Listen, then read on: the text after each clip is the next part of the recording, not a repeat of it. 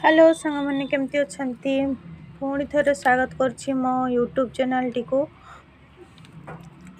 आजिर गोटे नुआ रेसिपी सहित देखंतु बंधाकोबी आउ आलू आउ सुला डाली मिसेकी गोटे माछ मुंड तरकारी घांट करूछि।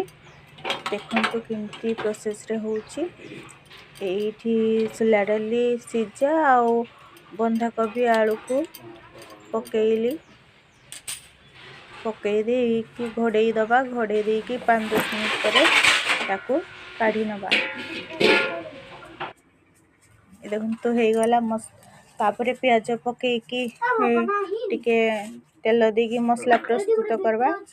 प्याज कटा को भाजी दबा भलो से मसला को पकेइकी मसला भलो से कसी दबा।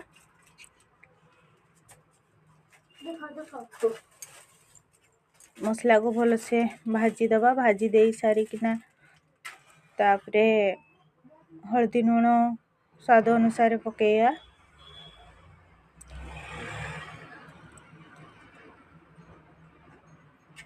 मसला ए पड़िया भजा हे गला परे देखिए मसला रु तेल छाड़िला परे आस्ते आस्ते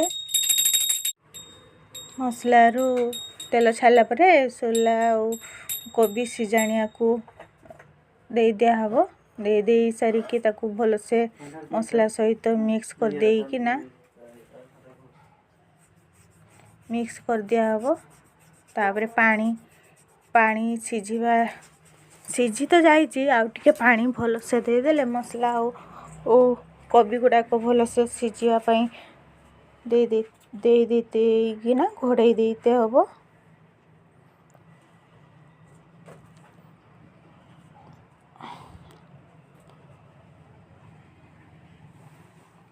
घोड़े दे साला परे पुणी काढ़ी कि ना तापरे माछ मुंड को पकई दिया हबो। पके देकी पुणी घोड़े दिया हबो जेते पर्यंत पानी सब सुखा सुखा हे जिवो। सुखा हे तो प्रस्तुत हे गला हमर सुला डाली माछ मुंड प्रस्तुत घांट। एतकी जल्दी सुन सुन सुन